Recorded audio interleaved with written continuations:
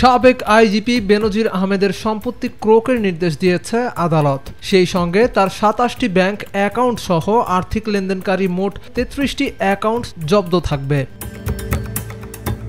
দুদকের অনুসন্ধানকারী কর্মকর্তা হাফিজুল ইসলামের পক্ষে দুদকের পিপি মাহমুদ হোসেন জাহাঙ্গীরের আবেদনের পরিপ্রেক্ষিতে বৃহস্পতিবার ঢাকা মহানগর দায়রা জজ মোহাম্মদ আশামস জগলুল হোসেনের আদালত গোপালগঞ্জে তার ৮৩টি সম্পদ জব্দের আদেশ দেন।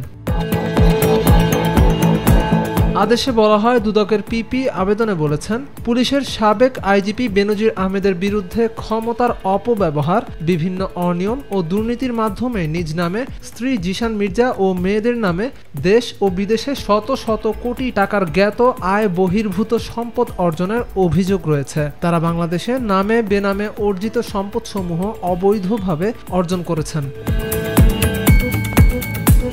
এছাড়া বেনজির আহমেদ সহ তার পরিবারের সদস্যরা বাংলাদেশের নামে বেনামে অর্জিত স্থাবর ও অস্থাবর সম্পদ বিক্রয় বা হস্তান্তর করে বিদেশে পাচারের চেষ্টা করেছেন। অনুসন্ধান ও মামলা নিষ্পত্তির পূর্বে বর্ণিত সম্পত্তিসমূহ হস্তান্তর হয়ে গেলে রাষ্ট্রের ক্ষতির কারণ রয়েছে। তাই বেনজির আহমেদ ও তার স্বার্থ সংশ্লিষ্ট ব্যক্তিদের নামীয় অপরাধ সংশ্লিষ্ট স্থাবর সম্পত্তি ক্রোক এবং অস্থাবর সম্পদ অবরুদ্ধের আবেদন করেন।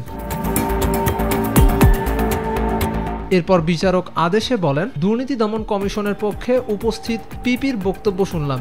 অপরাধ সংশ্লিষ্টের স্থাবর সম্পত্তি ক্রোক এবং অস্থাবর সম্পদ অবরুদ্ধ করার জন্য অনুসন্ধানকারী কর্মকর্তার দাখিল করা দরখাস্ত ও সংশ্লিষ্ট আইন ও বিধি পর্যালোচনা করা হলো। ৮৩টি স্থাবর সম্পত্তি ক্রোক এবং অস্থাবর সম্পদ ৩৩টি ব্যাংক অ্যাকাউন্ট অবরুদ্ধ করা না হলে তা হস্তান্তর হওয়ার সমূহ সম্ভাবনা রয়েছে, যা পরবর্তীতে রাষ্ট্রের অনুকূলে বাজেয়াপ্ত করা সম্ভব হবে না। তাই মানি লন্ডারিং প্রতিরোধ আইন ২০২২-এর ১৪ ধারা এবং দুর্নীতি দমন কমিশন বিধিমালা ২০০৭-এর বিধি ১৮ অনুযায়ী স্থাবর সম্পদ ক্রোক এবং অস্থাবর সম্পদ অবরুদ্ধ করা হলো।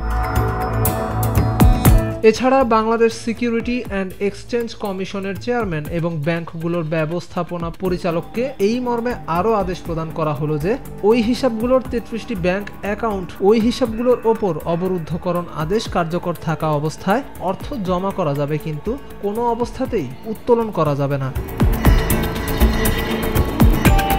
প্রসঙ্গত, এর আগে পুলিশের সাবেক মহাপরিদর্শক বেনজির আহমেদের সম্পদ অনুসন্ধানে নামে দুর্নীতি দমন কমিশন। অনুসন্ধানের জন্য দুদক গঠিত কমিটির সদস্যরা হলেন সংস্থার উপপরিচালক হাফিজুল ইসলাম, সহকারী পরিচালক নিয়ামুল হাসান গাজী ও জয়নাল আবেদিন।